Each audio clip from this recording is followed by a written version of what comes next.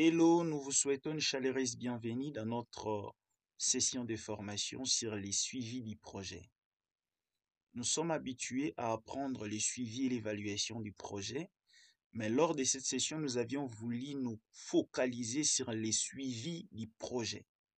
Car nous avions remarqué que plusieurs chargés de suivi et de l'évaluation du projet acquisent des lacunes graves dans le suivi de l'avancement de leur projet. Raison pour laquelle cette session de formation ne va aborder que l'aspect suivi. Nous allons, au cours de cette session, expliquer c'est quoi le suivi du projet. Nous allons parler des types de suivi. Nous allons également expliquer le procédure à suivre pour mener un suivi de qualité de vos projets. Mais beaucoup plus, nous allons voir des cas pratiques. Nous allons aussi vous présenter des outils et des logiciels qui peuvent vous faciliter ou vous accompagner dans votre profession en tant que chargé de suivi et de l'évaluation de projets. Moi, c'est le formateur Grace Mabilaman. Je suis consultant et CEO au sein de Granov RH Academy. Nous accompagnons depuis plus de 5 ans les étudiants, les professionnels de tous les pays à travers le monde entier. Et nous espérons, au cours de ces sessions de formation, nous allons passer un moment bénéfique, un moment enrichissant, un moment qui va vous permettre d'accroître ou d'améliorer votre employabilité. Sans plus tarder, nous allons passer à la première session de notre formation qui va aborder plus précisément les notions ou bien la notion du suivi du projet. C'est quoi le suivi du projet? Vous devez comprendre ou bien retenir que le suivi consiste à collecter et analyser systématiquement l'information pour suivre les progrès réalisés par rapport au plan établi et à vérifier leur conformité avec les normes établies. Donc, ici, vous comprenez. Et tout d'abord, pour effectuer le suivi de votre projet, vous devez mettre sur pied les systèmes de suivi du projet. Et ces systèmes de suivi du projet commencent d'abord par l'identification des besoins des différentes parties prenantes. Puisque les suivis de votre projet, vous ne les faites pas pour vous-même. La finalité, c'est de communiquer aux différentes parties prenantes les informations dont ils ont besoin sur l'état d'avancement de votre projet. C'est ainsi qu'au début, il faut d'abord vous poser la question, quelles sont les informations que les différentes parties prenantes à ces projets auront besoin? Vous listez ces informations selon chaque partie prenante clé. Vous déterminez également la fréquence à laquelle vous allez communiquer ces informations-là, et même les formats ou les supports à travers lesquels ces informations seront communiquées. Et deuxièmement, il faut également préciser l'exigence pour chaque partie prenante en matière d'information. Par exemple, certains bailleurs de fonds vous imposeraient d'utiliser des formats spécifiques des rapports. D'autres encore vous obligerez d'utiliser certains logiciels spécifiques dans le suivi du projet. D'autres encore vont vous obliger de procéder à tel type de suivi du projet. Donc, il faut connaître leurs exigences pour bien travailler et collaborer avec chaque partie prenante.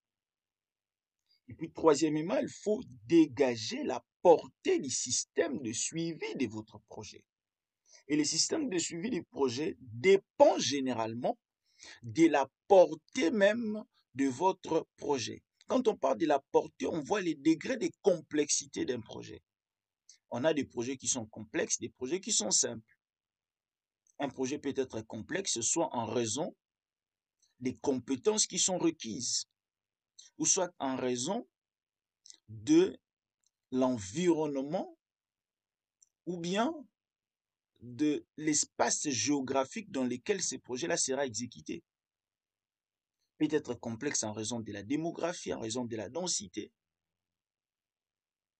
Donc, il y a plusieurs considérations qu'il faut prendre en compte.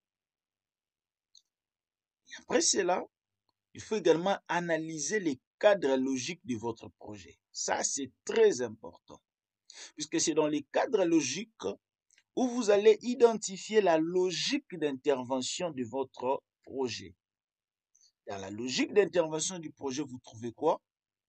Vous trouvez les différents résultats que votre projet cherche à obtenir. Vous avez l'impact qui est le fait à long terme. Vous avez le réalisation qui sont les effets à moyen terme. Vous avez le produit qui sont les effets à court terme. Vous voyez? Vous avez aussi les activités que votre projet va mener pour réaliser pour réaliser en quelque sorte ces produits. Donc là, nous avons dans la colonne de la logique d'intervention les différents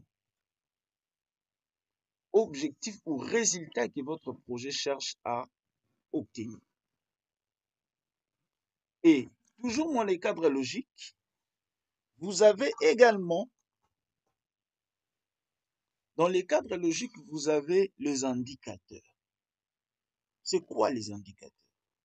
Les indicateurs, c'est une sorte d'unité de mesure qui va vous permettre de mesurer les degrés d'atteinte des objectifs assignés dans votre projet. Les indicateurs peuvent être qualitatifs tout comme quantitatifs. Quantitatif, par exemple, le nombre de bancs fabriqués. Par exemple, le pourcentage des étudiants qui ont réussi à l'issue d'une formation. Les indicateurs qualitatifs, on peut avoir par exemple le degré de satisfaction, bien la compréhension. Donc, les indicateurs nous permettent de mesurer. Mais à côté des indicateurs, nous avons le moyen de vérification. Là, vous trouverez le méthode et même les sources de vérification que vous avez utilisées pour avoir ou bien obtenir des données qui vont vous permettre de mesurer les degrés de réalisation de vos objectifs. Donc, vous voyez que c'est lié. Et dans la quatrième colonne, vous avez les hypothèses. Les hypothèses qui sont en fait tous ces risques-là qui pouvaient miner ou bien qui pouvaient impacter sur la réussite de votre projet, mais que vous avez posé sous forme de conditions positives à rechercher dans votre projet. Par exemple, dans un projet, vous pouvez poser comme hypothèse le maintien de la paix dans la zone de conflit. Puisque s'il y a des tensions, si les contextes dans lesquels votre projet est exécuté est émaillé de conflits, votre projet aura du mal à bien évoluer. Donc vous avez intérêt à ce que le climat de paix soit maintenu. Ça, c'est une hypothèse qu'il faudra surveiller. Donc vous voyez que le cadre logique, c'est un document très important qui vous présente globalement la logique d'intervention, les différents les indicateurs, le moyen de vérification ainsi que les hypothèses. Et après avoir analysé le cadre logique de votre projet, toujours dans les systèmes de suivi que vous devez mettre en place, il faut maintenant procéder à la collecte des données. La collecte des données, vous pouvez collecter vous-même les données, ce qu'on appelle des données primaires, tout comme vous pouvez aussi vous servir de données qui ont été déjà collectées par d'autres organismes ou par d'autres personnes, qu'on appelle des données secondaires. Attention, la collecte des données demande assez qu'auparavant, qu'un échantillon soit d'abord dégagé. Et pour collecter des données, il y a différentes méthodes et techniques.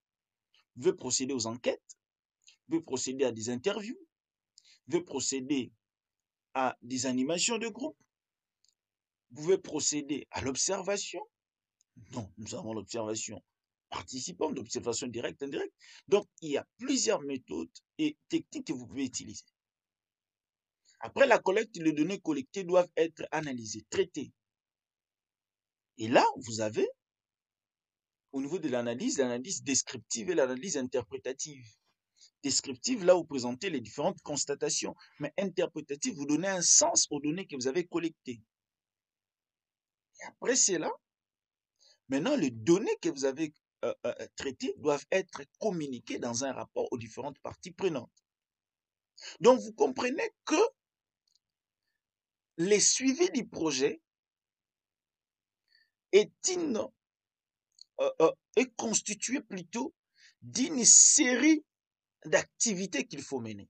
Raison pour laquelle au niveau de la définition ici, déjà, nous avons dit que le suivi consiste à quoi? À collecter et analyser. Et cela, c'est de manière systématique. Donc, il y a un système qui est en place. Raison pour laquelle, en quelques lignes, je vous ai brossé les contenus de ce système. Vous voyez? Mais l'objectif, c'est quoi? C'est de suivre les progrès réalisés dans votre projet. Quand on parle du progrès, on voit l'état d'avancement. Quand on parle du progrès, on voit le développement, on voit les changements. Par rapport à quoi? Par rapport au plan établi. Ça veut dire qu'il doit y avoir une planification initiale et que vous allez comparer ce qui a été prévu et ce qui est réalisé dans votre projet. C'est à la suite de la comparaison du réel et du prévu que vous allez dégager l'état d'avancement de votre projet. Je pense qu'on se comprend. C'est là où les choses deviennent de plus en plus intéressantes. Et quand vous êtes en train de faire le suivi, vous vérifiez également la conformité par rapport à quoi? Aux normes établies. Est-ce que nous sommes dans les normes ou pas? Vous verrez que quand vous faites les suivis, un bon suivi va vous permettre d'identifier les tendances qui se dessinent. Et maintenant, vous allez en conséquence adapter les stratégies, et ce qui va vous permettre de guider la prise de décision relative à la gestion de votre projet. Je pense que nous nous comprenons très bien. Et ici, il y a 3 données essentielles qu'il faut garder à l'esprit en faisant le suivi de votre projet. Premièrement, l'objectif du projet. Vous devez toujours avoir en tête l'objectif initial du projet. Parce que c'est sur son exécution que vous serez jugé en tant que chef de projet. La deuxième chose, c'est l'état actuel du projet. Vous devez être capable à tout instant de dire où en est votre projet. Est-il en retard, en avance? Bon, rarement qu'un projet soit en avance. Mais vous devez être en mesure de dire à tout moment aux différentes parties prenantes où en êtes-vous avec votre projet. Précisément, nous avons le chemin qui reste à parcourir pour atteindre l'objectif. Vous voyez? Présentez l'état actuel. Vous déterminez aussi le chemin qui vous reste à parcourir pour atteindre l'objectif que vous étiez assigné.